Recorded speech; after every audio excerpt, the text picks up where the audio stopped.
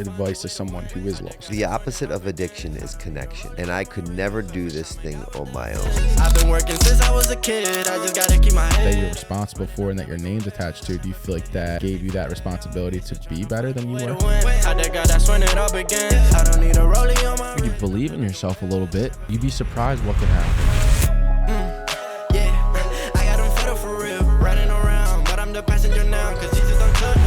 All right, ladies and gentlemen, welcome back to the Loft. Today we are not in the Loft. We are at Barstool, Sansom Street, and I have two amazing guests today: Kat Murphy, the co-GM of Barstool, Sansom Street, and Dame Williams. What do you do? And Rumple. Most importantly. Most importantly, Rumple. But like I said, I wanted to have you guys on. I mean, you guys have been, obviously Dame's been killing. You've been doing your thing, you've been doing your decades parties here, and we haven't really had a chance to connect yet. And Kat, I mean, I've been seeing you around. Obviously, whatever you're working here, I always pop in, whatever. I have my first shift here tomorrow. So today's Thursday. I have first shift tomorrow. So, I just wanted to get in here and then, learn a little bit more about your story and, obviously chop it up with Dame as well. And you're having an event here is it every Sunday? Every other Sunday. Every other Sunday. So you have like a decades party that you guys put together. Yeah, I'm curious how that kind of came together. And then, Kat, I mean, I want to know how you even became a GM at Barstool, Sansom Street, and being responsible for all the entertainment and just pretty much running the whole show. So, how did you get started with that with Barstool? So I actually worked at another bar in Philadelphia, and I had some regulars of mine that thought of me when their brother-in-law wanted to open up Barstool. But at the time, it was very hush-hush. Everybody had to sign an NDA, so it was kind of just like, oh, they're opening a bar. Would you want to bartend? So like, sure, like they're great people. So it's like, if it's somebody that you like, I'm sure I'd like them too. Yeah. So I showed up here when it was fully under construction. There was no bar, there was nothing. And he was just like, yeah, his name's Rick. He's the co-founder of Stand & Bowery Hospitality. Okay. He wasn't allowed to tell me anything. There was no bar stool or anything up there. It was the old brick wall. It still looked like it. And I went in for a bartender interview, and then at the end of it, he's like, I think you're going to be a manager. And I was like, no, I'm not interested in that. I just want to bartend. And then a few hours later, I got an email and copied the other founder and some of the other senior management. And they were like, we loved meeting you and can't wait for you to start as a manager. And I was like, I guess I'm a manager now. That's so awesome. That's how that happened. What's it been like to, is this your first GM job? Yeah, actually, I always had manager responsibilities in other bars that I worked at, but I never took on the full title. Yeah. So this is first time. How's that transition been like? Interesting, to say the least. Yeah, and you're in charge of all the DJs and the booking stuff like that. 'Cause you've been reaching out to us and all that stuff. And I do all the bookings for Barstool, and it's been great because everybody that I brought on has been awesome and very helpful. Featuring Rumple on the pod. Yeah. I don't know if the camera will pick it up, but you guys been doing. I know you guys started doing decades parties too, right? So that's what's it, every other Sunday you said? Every other Sunday, yep. Well, how'd that idea come about? I mean, I feel like Kat should definitely tell it because there's more to the brand and whatever. Right, but yeah. she set up the play, boss lady. Oh, really? No, she did, yeah. Yeah. So we had been looking to do a party, a brunch party, day party, and especially collab with Dame for a little bit now. We wanted to do something that was a little bit different and that we hadn't seen before. So Dame was playing here one, I think it was a Saturday, and him, myself, and Nikki Moore sat down, and we were just going through ideas, and then all of a sudden the decades came about. That's tough. And it's kind of a cool way to like bring in like costumes, and people can dress up and do something a little bit out of the norm of just like a brunch day load kind of thing. Right. And have fun and integrate music from the 70s, 80s, 90s, right, and now. And so when like, as like the GM, do you feel like you have a lot of responsibility to keep it like mixed up and keep it like different and keep it, you know what I mean, interesting? Yeah, we get not pressured, it's not the right word, but we definitely, they push us to do things differently, think outside the box, bring in new parties, just something that's a little bit different that Philly might not already be doing right now. Right. So that's just what we were trying to do. Yeah, and I mean, you guys were here last night. Today's Thursday. Yesterday was Poor Decisions with Kurt. Yep. He's having this amazing Wednesday, was it Wednesdays and Thursdays, or I guess it varies, right? We're doing Wednesdays in the summer. For Sips, and then once the fall rolls around, we'll go back to Thursdays. Yeah, it's a great, that's another great, party to add on to it, and it's been doing really well. You guys were there last night. Sadly, Spirit Airlines likes to delay my flight, so mine too. So. Yeah, I know, because you were in Vegas to you had a bunch of stuff. We had a bunch of stuff going on. We can get into that. Yeah, Vegas was insane. Shout out to DJ 9, Paulie D. We were out there with those guys, but fuck Spirit. Yeah, man, whatever. We won't get into that. But so Dame, you have the Williams Event Group, and how long has that been around for? So we're going on year 7, and yeah, I mean, it started as sort of a small media company, and then when I moved to Philadelphia, like 7 years ago, I changed the name, rebranded, and really dove deep into the DJ, entertainment, nightlife side of things. Yeah. So yeah, that's been going really well. I mean, we can dive later into for sure. Exactly. Because what we do and whatever, you know. Yeah. Now, so you said you've been around for 7-8 years, right? Yes. And so when you started it, did you have the intention of like what was your intentions when starting it? Like, what was your first like process with that? So honestly, like I said, it started as a media company. I realized that a lot of the brands that I was DJing for at the time, just purely as a DJ, didn't have the understanding about social media, about branding, about all of that, which, you know, fast forward 7 years, I think that's my specialty. I brand probably better than I do anything else, aside from DJ, obviously. Yeah. But so I started to just put resources around me, and I know you have an eye for it because look at this setup, but I started to put resources around what we were doing. And then I quickly realized, oh shit, there's an opportunity here for just so much more. You know, collaborative partnerships, potentially opening up my own spaces, all of that stuff. So, and I think that's been a huge thing, is like the collaborative aspect of like working with people like you guys doing this, you know, your Sunday parties and brunches parties and stuff like that. Like, I feel like nowadays it's like I don't know how long you been in nightlife for? I've been in hospitality for about 14 years. Nightlife, honestly, this is probably like my first like real go at it. I've always done more of like sports bars, private membership clubs, stuff like that. So I'd like to say I'm a little more well-rounded, but this is truly the first nightlife. Yeah. How would you say you enjoying it? I love it, honestly. It's funny because anybody in hospitality and this nightlife industry, people are always like, oh, sucks that you can't have off on the weekends, but it's so much fun. Like every time you're out, like everyone comes like here anyway, or in the city. Like that's I'm the thing. Hanging out with my friends. You get paid to play, right? Exactly. That's the thing about like even DJing too, and you can attest to this too. Like I have not wanted a day off in a long time because like I like being out in the city playing and stuff like that's fun to me. Like that's like that is my night out. You know what I mean? Listen, I like my days off. Don't. No. Well, no. We'll talk about the Monday to Tuesdays, that type of joint. But like the going out on the weekends, playing on the weekends is nice. Not to get too deep into it, but just curious as to like, because I know Portnoy showed up here. What was it when it first opened? How long has this place been open for? We opened March of 2022, so we're about like a year and 4 months in. Okay. Oh, I didn't realize it was that short.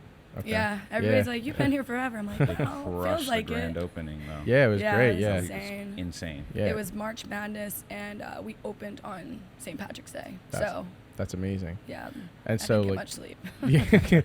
yeah, and so you've been in like, and so Dame, you've been in the like obviously the nightlife, but you mentioned like the Williams Event Group. You're going through a bit of a change right now, and you've really been hitting the restaurant side of it. I'm really curious as to like what made you like really want to push into that. Opportunity, just having. Honestly, it was a result of circumstances. I realized COVID was an interesting time, but I realized quickly after, like during COVID, I did a bit of traveling, because nothing was really happening in Philadelphia. But I also had a partnership that we talked about, and I realized really quickly that there's a huge opportunity in the restaurant space. And if you remember, like when we started lifting restrictions, restaurants were actually able to have guests in them before full-on like event places or clubs. Right. So just playing by the rules, really, or trying to, play that game, I started collaborating with restaurants because they could have people. And then and honestly, during that time, a lot of them were rebranding or they had just been shuttered for, 24 months or whatever it was. So we were able to help them again with marketing and then also bring that entertainment element. At that point, it was a pretty easy sell, to be honest. Because they were looking to bring people. Yeah, everyone's trying to build back. Everyone's trying to build back up. You know what I mean? Yeah. Where were you at when COVID hit? I was actually doing wedding planning. Oh, really? Yeah. Oh, wow. So I was a full-blown wedding planner, coordinator, and that was traumatizing to say the least. Because as you can imagine, there was absolutely no market for that. People were having small, intimate weddings, but you don't need a planner for that. So I kind of saw myself back in bartending. Because like Dane was saying, like there was people were doing to-go drinks and you could get back into a restaurant, and that was kind of like the only way to make money because the event industry was completely dead. And then I got full back into hospitality and doubled down on it. I still love events and everything, but it was kind of like a wake-up call. I was like, I don't need to make sure nothing like this ever happens to me again. Yeah, and so where'd you go to school? Did you go to college? I went to Temple, so did I. college dropout. So did you? What'd you drop out? I dropped out I made it through like halfway through my third year. Junior. And I hate school. Really? What was your major? I was in business and marketing. Oh, you were in Fox? Yeah, and I wasn't interested in it. I was making so much money bartending, and I was really into wedding and event planning. And I had a really great job. I was with a great company that didn't require me to finish school. Right. And I was just like, screw it, I'm out. My parents weren't thrilled, but I had my own place. I was paying my rent. I was like, I don't care. Yeah, so, that's awesome. What about you? Do you get I went to East Stroudsburg University and then ended up finishing my associates at Lehigh Carbon Community College, but basically a college dropout. The same. What were you studying? Business administration. Oh, yeah. I mean, that's where like DJing really took off for me. And that's what brought me to Philadelphia as well. I was in this dual admissions program from ESU, supposed to go to Temple.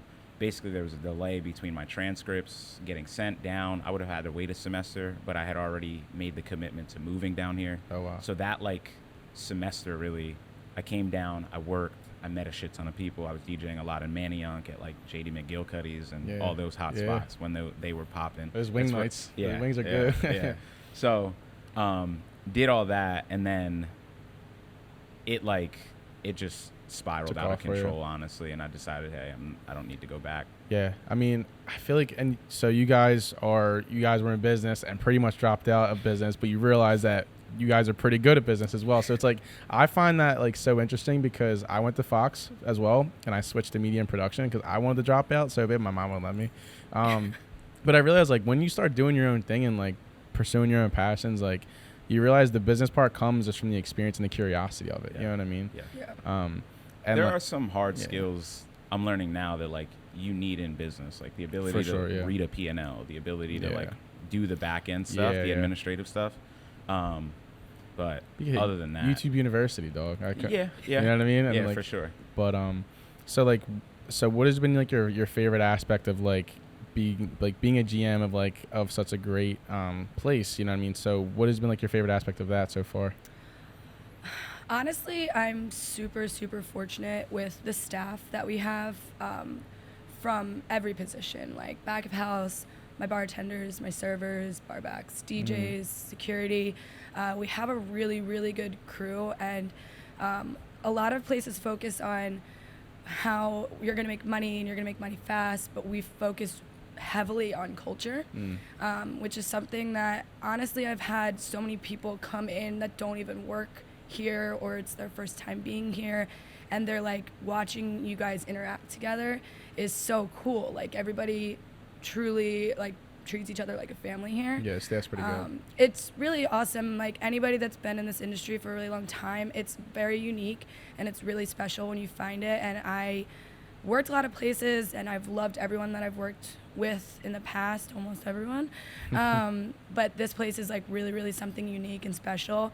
So honestly, like that's kind of my favorite part, is curating the culture, curating a vibe, a party. Like it's a lot of fun to be here.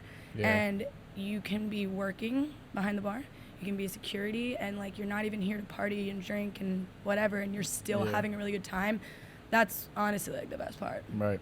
And so what would you consider like a passion of yours? I guess like because everyone who tries to go into a profession or a career, it's something they're passionate about. Like naturally going into it, obviously the time you were in school, not saying school itself, but like the time you were in school, like what at that moment were you trying to like pursue? What was that like for your goal?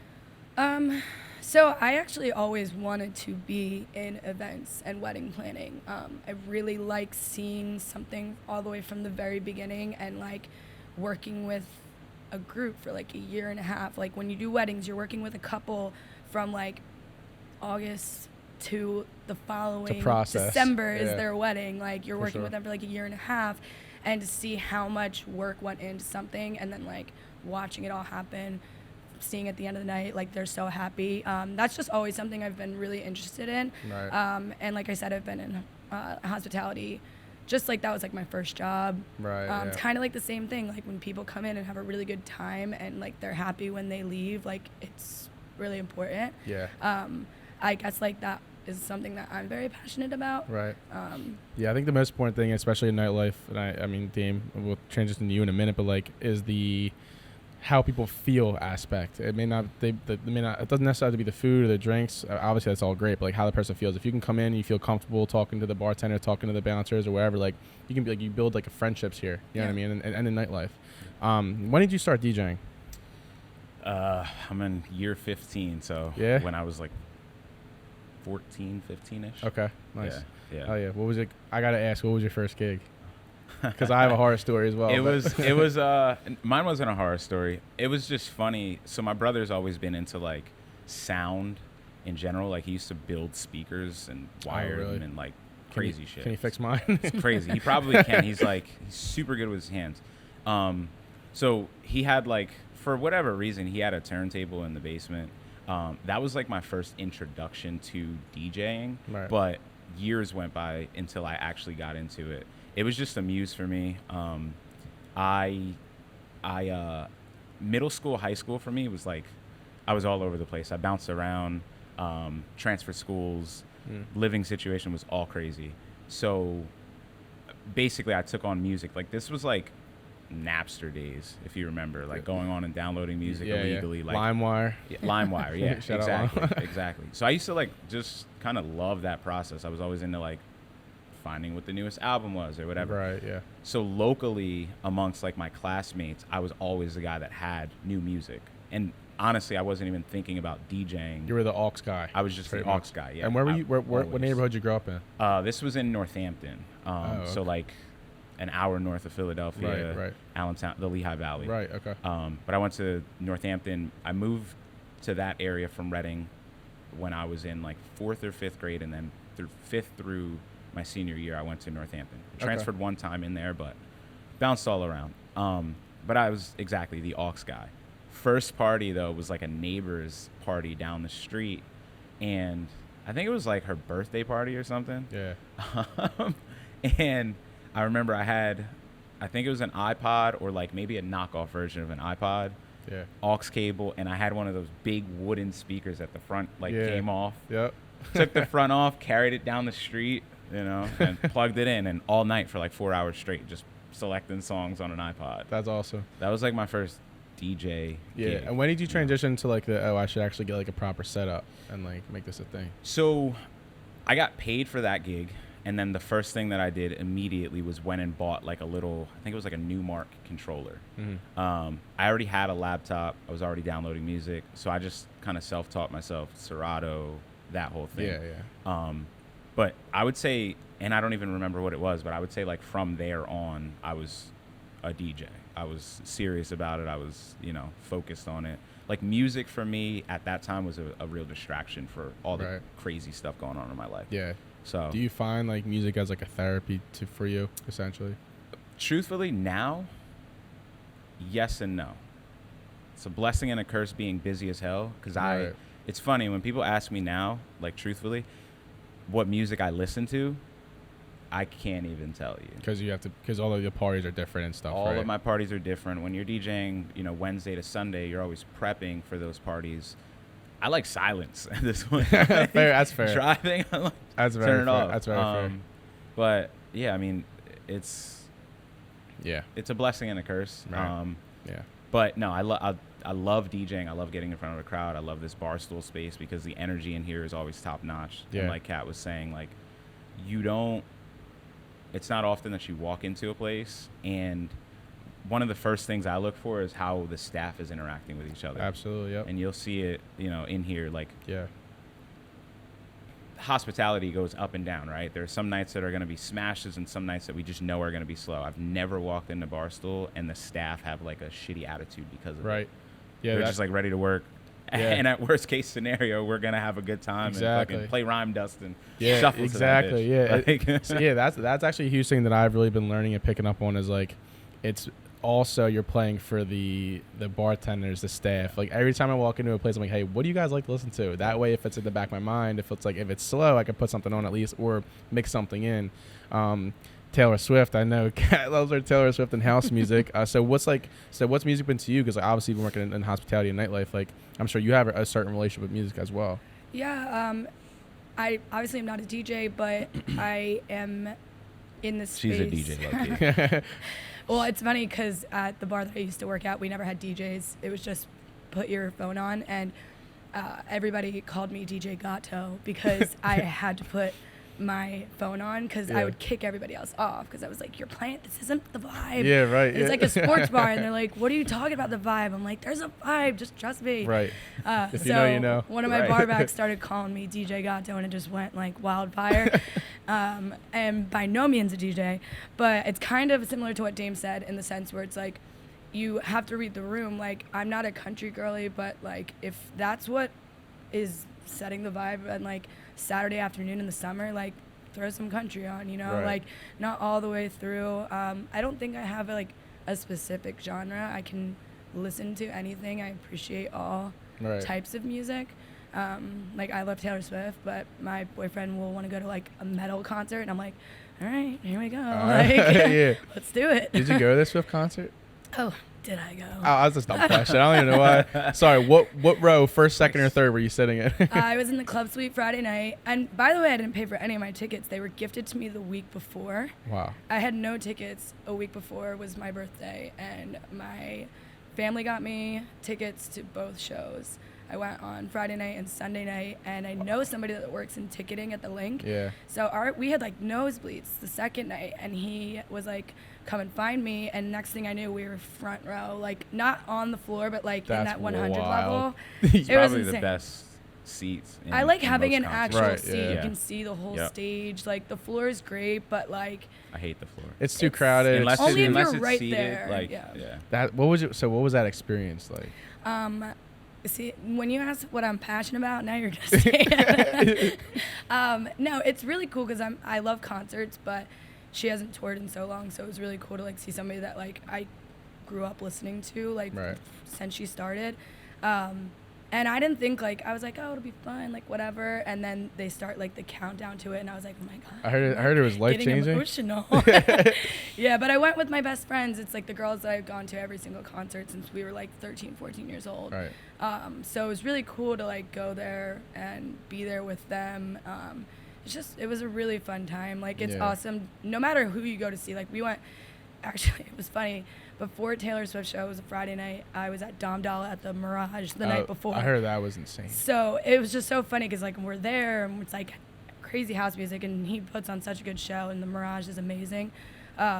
So going from there, where it's just like a ton of people in a room that like love what they're listening to, and you don't know any of these people, but like you all are there for one reason, and it's just you get like caught up in it, and it's the same thing for the Taylor Swift concert. So, that's pretty cool. Yeah.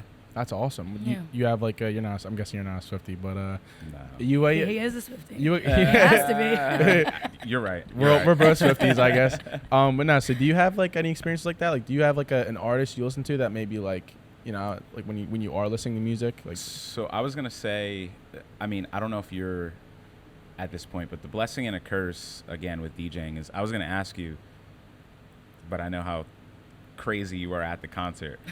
When I go to concerts, a lot of times, unless I'm going to the Drake concert and I'm excited as fuck for that. When are you going? I think it's the 31st. I got to check my tickets, but I'm probably going to end up going to both whatever through iHeartMedia. So we'll be at the first. She actually surprised me yesterday. She was like, "So Kevin, I want to tell you this, but I got us tickets." I'm like, get the fuck out of here. Because I was telling her like on TikTok, I'm like, dude, because like it looks insane on TikTok, and she was just there in Brooklyn, right?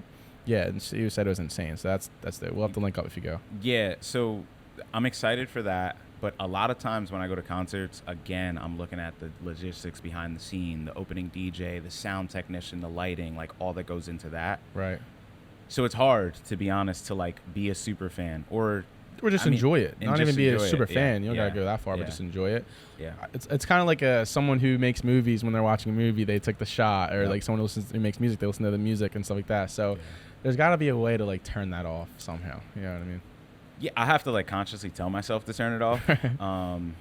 You know, I would say like out in Vegas this past weekend, I got to turn it off a little bit, just enjoy myself. But like I have to tell myself, give myself some time to turn it off. But again, blessing and a curse. I think all those rewards will come later. For sure. So where do you see Williams Event Group, whatever the name is at that time, where do you see yourself going with your career? Like, what's your end goal? So with the company, I want to establish ourselves in the Philadelphia and greater tri-state market as the biggest event group / company in that area. Right. We'll see where it goes from there. If I want to scale it up to different markets, we've got some things blossoming and we're in different conversations with different people. But we talked about it before. I haven't launched the rebrand of what we're going to be doing, but I'm going to be expanding into a new area and a new space that I'm super excited for. That's exciting. So ultimately, I want to be a entertainment and sports conglomerate. Right. You know, that's the area we're going to be tapping into, and we'll see exactly what that looks like over the coming months. That's how I think it's going to be big. What's bringing you into the sports side? Truthfully, I think I've managed a roster of DJs for a very long time, and the relationships with brands as well. That's kind of, I look at any of the restaurants we work with or the actual brands that we work with as brands. So I thought it was a smart strategic move, and it just excites me. I've played football and, you know, all my life. My family's always played sports. I got now 6 nieces and nephews that are all into sports. Right. Yeah. You know, so it's just it's new and exciting, and it's not as dilapidated and colluded as the DJ industry can be. Right. And I think there's just tremendous upside with what's happening in sports right now, in professional leagues, college leagues, all of that. So it's pretty high. I just thought it was a great next natural progression. Right. And for a long time, I was against just deviating away from it until it like made sense in my own head. Right. And now it does. And you never expected to get to this point, though. It kind of evolved into that. Listen, when you're a kid in the basement, like playing with music and basically living on your own at that age, like I had huge dreams. Truthfully, I was on my Kanye shit. Like, I love myself. I'm the biggest name ever. Like, you know, but as it grows, you know, I have to see it first before I get there. I'm that type of person, so I can't say that I haven't seen it get to this point. Right. The sports thing is going to be interesting for sure, because it's a learning experience for me as much as it is, you know, business and all of that. So I'm excited to be in a space where I can learn more again. For a while post-COVID, I felt like in the Philadelphia scene, things got a little bit, it was plateaued. Slow. Yeah, they plateaued, especially coming from the situation I was coming from, where I was a you know, partner, owner in that seat. Right. I was like, okay, what's the next move up? That's exciting to like have to relearn something or teach yourself something new, especially when you've been in the industry for this long. Both you guys, like having to reteach yourself to manage a bunch of people and having to manage a new whole industry. Yeah.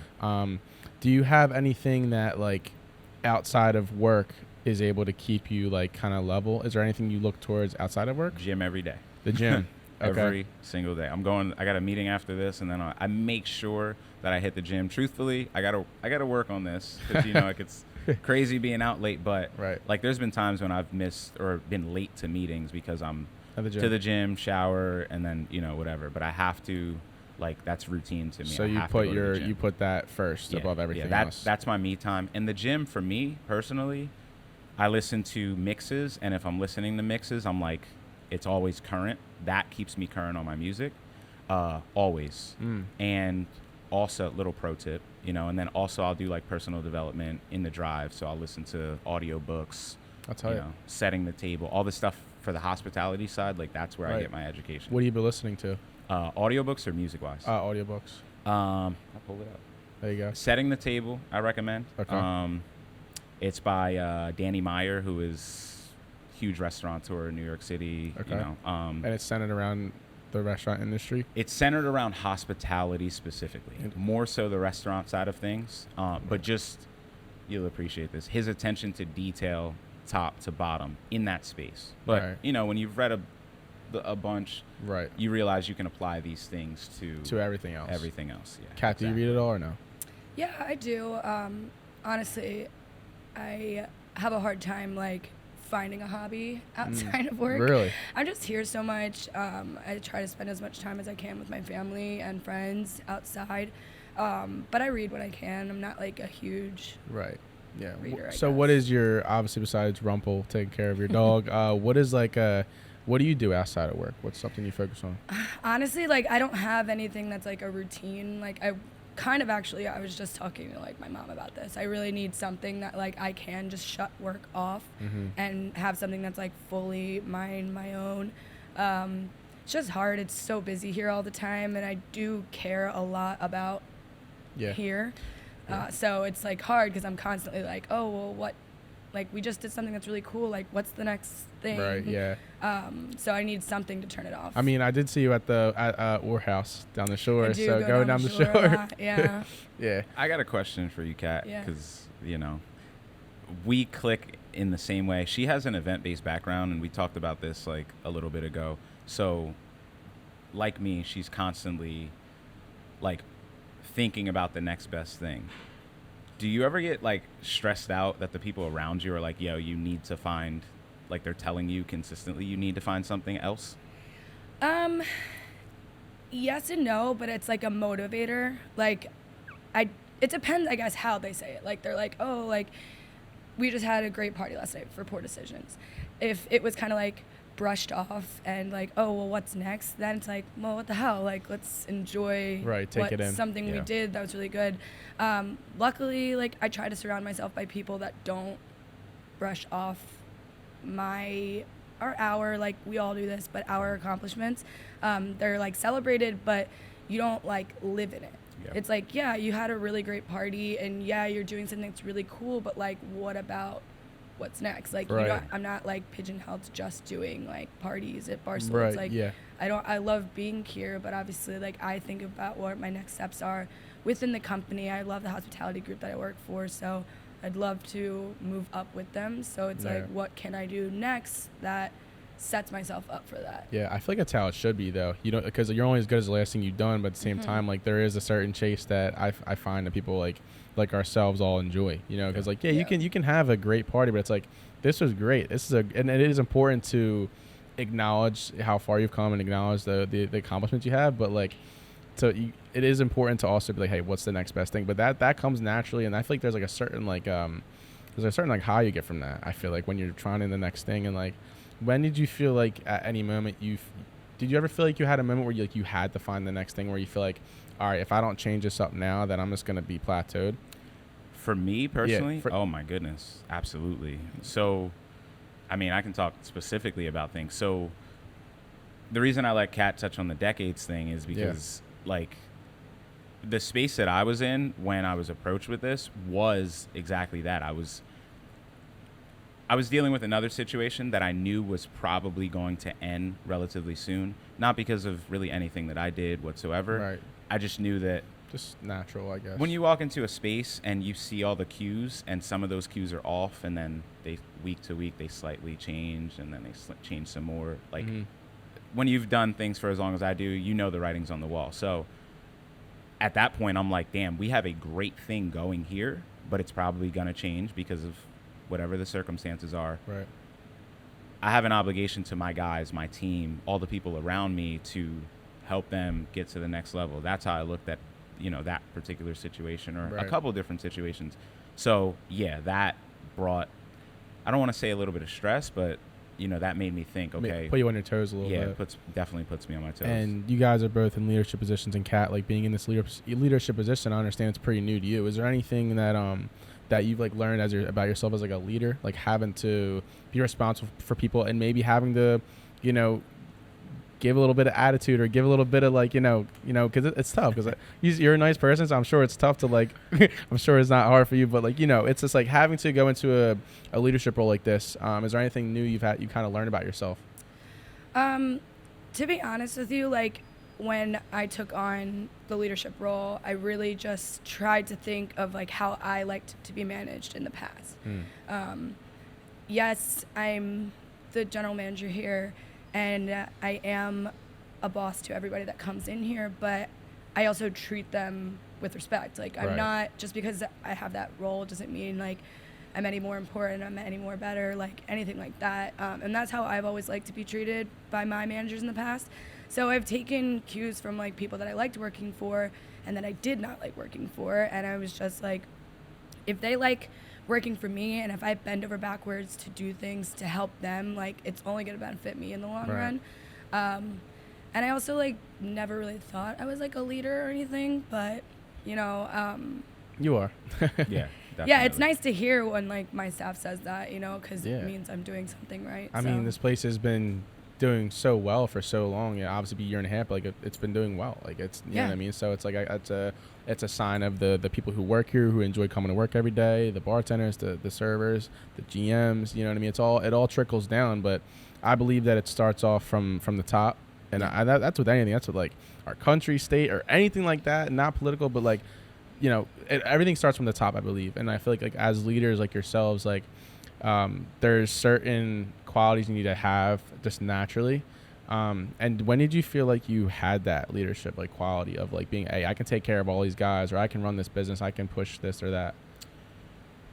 Damn, great question. Feel like for me, again, product of the circumstances, it was like I had to step up to do these things. First, it started for myself. Like, without the sob story of whatever, I was like basically living on my own.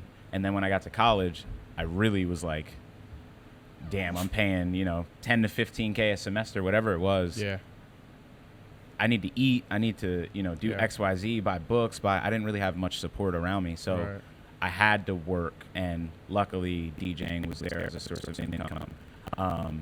And honestly, side note, that's when I first was introduced to the Barstool brand in general. Like, I was familiar with Barstool when they were doing Barstool blackout parties up at ESU. Like, oh, really? Ask about ESU. We were definitely one of their top locations. Yeah. So for me, the leadership thing, it was, for me, I'm a firm believer that you need to show up in general. Show up for yourself, show up for others, right? I also say this all the time to my team and the people around me. Say yes and figure it the fuck out. Right. I actually like, 100% agree with that. I can go down a rabbit hole, but I don't like the mentality of a lot of people now that it's like, oh, I need, so much self-space and whatever. Like, no, I think if I have this, I'll be good. Instead of it's like, you know what I mean? I think that, it's okay to like overcommit slightly, but then show up for yourself. Like, make that commitment for yourself. So I just apply that to my leadership style, and truthfully, going at as fast as a pace as I am, sometimes I realize I need to slow down, but as long as I have those core principles, I surround myself with that. And I think that rubs off on people too. I'll actually shout out Jewel again, because an example of overcommitment, I took a gig that was 7 to 10. It was like a private event for someone that I'm like very close with, and I wanted to do it. It's obviously a great relationship to have. And then I had tradesmen's after. So the compromise was Jewel showed up with my other mixer, put her laptop on Serato, and she put a mix on until I got there. So she's one of the homies, exactly. So it's like she holds it down. That's what I'm saying. So it's like the example of the overcommitment, but also figuring it out. You know what I mean? I made all the arrangements that I had to, and then at the end of the day, like I paid my roommate Chris to break down my setup at the law firm event, and then I went right to tradesmen. So it's like, my point is having great people around when you're moving fast, the shit gets out of hand very quick. It is important to have those good people around you. And Kat, I'm not sure who you've had around you in your life to bring you to this point, but who would you consider people that really have helped guide you? Obviously my boyfriend's great. It's really important to like have somebody like in your partner that you like fully can rely on. Right. No matter what. He is in this industry. He's actually getting into the medical field though. Like he's gonna go be a nurse. So that'll be cool, like having somebody that gets the industry but also isn't fully in it. Mm-hmm. Because who was in the industry first? I think I was. He works at Kavanaugh's Rittenhouse. And did you meet? That's how I met him. It's actually like super embarrassing. My friend worked there, and I would just go to visit him. He would visit me. So I went in like a normal like Monday or Tuesday when I got done work. Went in to say hi, and I obviously like the shots started flowing, and he was working there, and I'd never seen him before. That's how it goes. Yeah, and he like walks by. I think he like dropped my food off or something, and he walked away. And I looked at my friend. I was like, "Who is that guy?" How you doing? I know. I just really like shot my shot, and then I got super embarrassed. I was like, "Please don't tell him I said that." Naturally, my friend's an asshole and did it anyways. And we had our first date at Locust Rendezvous. It was super romantic. Oh, nice. Shout out to him. Very nice. But yeah, Is that a treated lady? Yeah, exactly. He knows what I am. Like, I don't need a super fancy anything. Right. I love the VU. But yeah, I mean, he's really important. My family is awesome. They've always been a rock for me. My friends. I have different friend groups. I have my people down the shore, my people at work, my friends from back home. So it's really nice to like always have so many different people that you can lean to. But like I said earlier, like I have been in the past friends with people that just don't show up, they're not there for you. So it's really important now to just like surround myself with people that like I can always rely on, that are good people through and through. Like I can always count on. I just like don't have any time to waste on people that aren't exactly. And it's also super important to not internalize it either. Like if someone isn't able to show up, it's like, okay, it's, not necessarily a reflection on you. It's like, they all right, that's just not for you. And it just, it kind of is what it is. If they wanted to, they would. Exactly. Yeah. And I take that with everything I do. You know what I mean? If they wanted to, they would. And that's with like relationships or with just like business stuff or just working with people and being a human being in general. You know what I mean? So give what you get.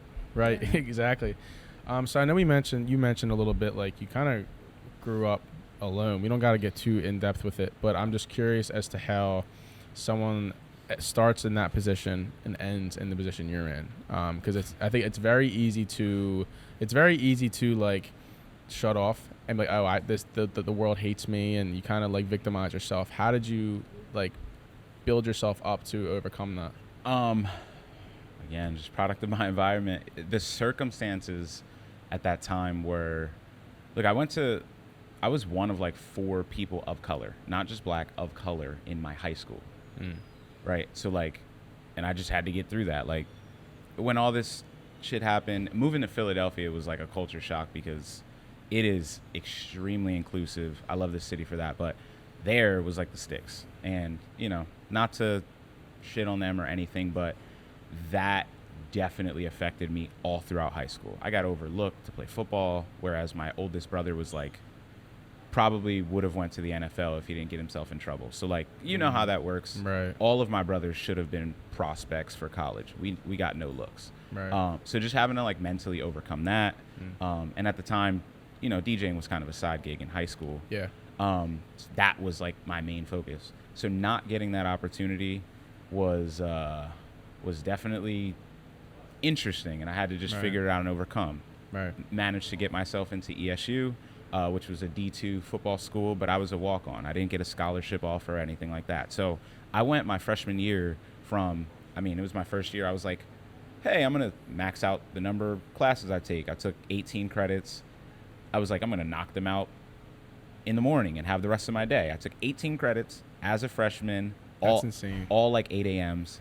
And bless you, brother, because it's bless me. This is and when I did that, I also was trying to walk on for football. So like those workouts were all over the place. And like I was like 170 pounds. So I had to like specifically make sure I ate 4 times a day.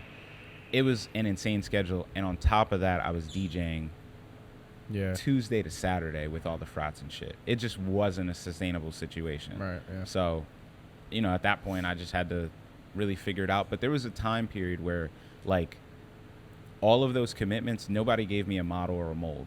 I had to just figure it out and weed out the things that made sense and the things that didn't. And like leaving college was definitely hard for sure.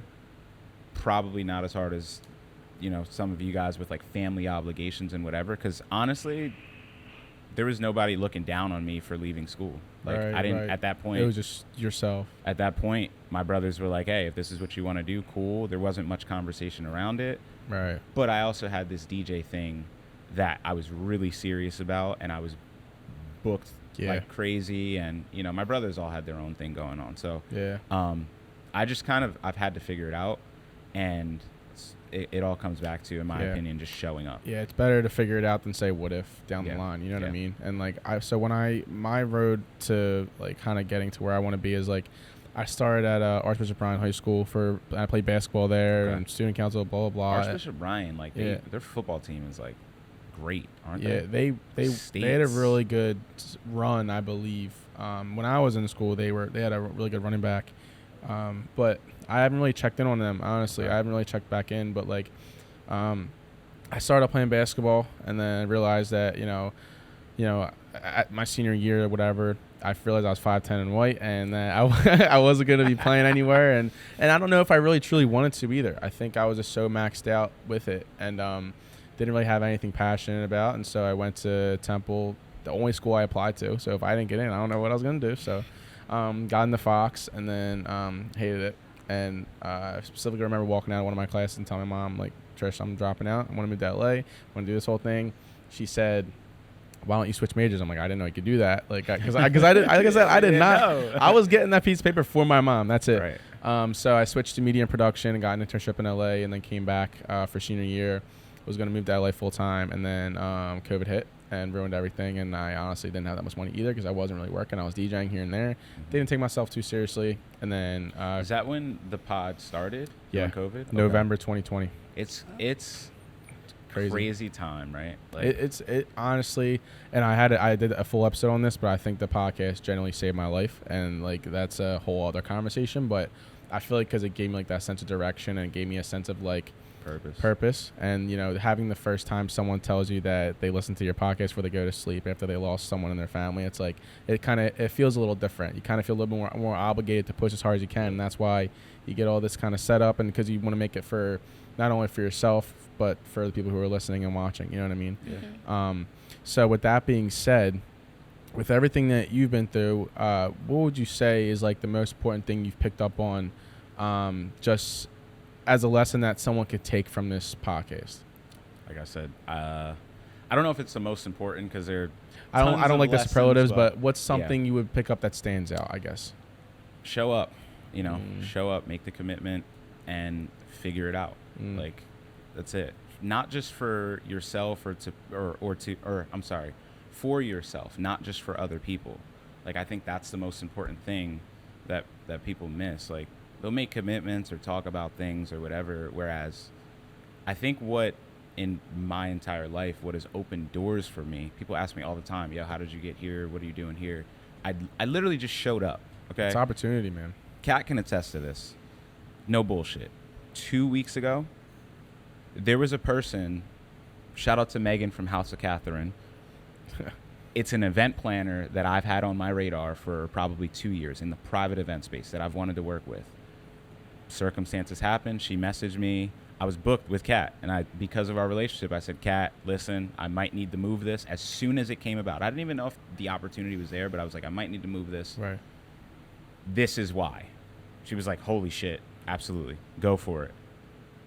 And then, so number one, good relationships. Number two, showed up. I made the commitment to Megan with House of Catherine that I was going to do that and just figure it the hell out. I didn't really have many details. We were like a week away. The client was kind of just all over the place. She decided to plan it last minute, but I knew that I wanted to work with her. And that's opened up now, you know, an event that I have this weekend and so many different doors that catapults the business in that direction. But it started from me just making that commitment. Most people in their head, when that comes about, they're going to say, now mind you, I've been telling myself for over a year, I want to work with this person. Right. Didn't reach out because I didn't feel like my portfolio was up to par, right? Still elevating what I'm doing there, but I just was like, I think we can do even better, right? And I want to come correct. So when the opportunity came, most people would be like, oh, well, I don't know if I'm ready for that, or they'll like internally make excuses for themselves. Right. And it's like, no, show up, figure it out. Now I know I have the capacity to work at this level, for sure. Right. And on the back end, I'm going to do the work. I'm going to, you know, commit to that. So that's like most important. Just show up, you know. And I said earlier, don't or overcommit. Do within your levels. There's levels, right? There's only so much that one person can put on their plate, for sure. Right. But don't psych yourself out of these situations. You know, from doing the event that you talked about, like now, not only can you execute on that, but you also have the capacity to grow more. Like you can scale your business. That's how people scale their business. Right. Right. You need assistance. You need help. You need all of these different things. So, and yeah, so showing up and great relationships. Oh yeah. Cal, what would you say since you got started in this? I know you've been in hospitality and life, but I feel like now, and like I said, correct me if I'm wrong, but in this point in your life, you've really picked on a role that is you've been leveling up. So what would you say at this point is something you would like that really stood out to you? Yeah, I mean, kind of like piggybacking off of what Dame said, but it's like, don't sell yourself short. Like, I had no true management experience, certainly not in nightlife. Like, I know how it works, but I've never executed it myself, but I didn't let that stand in the way of a really good opportunity. And, like, right now I could still be bartending at dive bars, doing the same shit over and over again. Instead, I took a good opportunity, and I think about it all the time. I'm like, I would be kicking myself right now if I had been like, no, I can't do it, and not be where I am right now. Yeah. And I'm just like not being complacent. Like we kind of talked about earlier, like always thinking about the next thing, but like you don't want to be pigeonholed to one thing. Like I love what I do. I love the parties that we throw, but you always have to be thinking like, what's next? Right. Because the minute you become complacent, is like your novelty's gone. Like you want to, and that's how you become a better GM. That's how you become a better DJ. Like, oh, what can I do next? What next? What's the next party I can throw? And then, who knows? You're like, maybe we need collaborators. Let's bring in, yada whatever. But like, it's all about like taking that first initial step, and like you said, just being there, being present, and saying yes, and figuring it out. Yeah. But on the collaborative aspect, one thing, because I know people are watching and whatever, but we're having those conversations now. We want to collaborate with different people. Yeah. I think what Kurt has done well with their party, and what Barstool as a brand does well, and the best people in the world do well, is they develop good strategic collaborations. And it's not always like the forced stuff. Like sometimes it just doesn't make sense. Right. But the ones that do, as long as they're not, forced, and they check all the boxes, strategic, everyone's on handling their business, those are, in my opinion, pretty much guaranteed to not fail. Because even if it's a party, for instance, even if the party isn't the biggest rager, you're still making amazing connections for the long term. Absolutely. Right? So there's that too. That's a relationship. That's a very good point. That's a very good point, though. Just making sure that like if the two people can work out, then see what happens. In the party space, you gotta make sure that like when you like here with us and Barstool, you gotta make sure they're on the same page though up front too. Yeah. It's not always about whatever. Yeah. It's sometimes it's, hey, we need to drive revenue. Sometimes it's, hey, we need to optically, this shit needs to be great for the future. Sometimes it's like, hey, we need to put the right people in the building. Right. Yeah, and if it doesn't work out, at least you can say you had the conversation. There's no what ifs, Yeah. But I want to thank you guys so much for coming on. For sure. Thank you to Barstool Sansom Street for having us. This has been an amazing episode. I'm really hyped to see how people like it. Was this one of your better setups? I think it's probably one of my best setups. I feel like this backdrop's gonna come out. I think it's like the whole with the table, the wall, and everything. I think it's been pretty good. But yeah, I want to thank Barstool. And I want to thank you so much for letting us do this, and thanks for coming on, giving me your time. I appreciate it. Sure, man. Thanks for having us. No worries. But hope you guys enjoyed this episode. My name's KEV Nichols. That's Kat, and that's Dame. Wait. Sunday, Decades Party here, Barstool, 12 to whenever the fuck we go till. Yes, sir. Kev. Let's get this money. How you doing? But I hope you guys enjoyed this episode. I'm Kev. That's Kat, and that's Dame. Peace, guys. See ya. We already have seen us. See ya.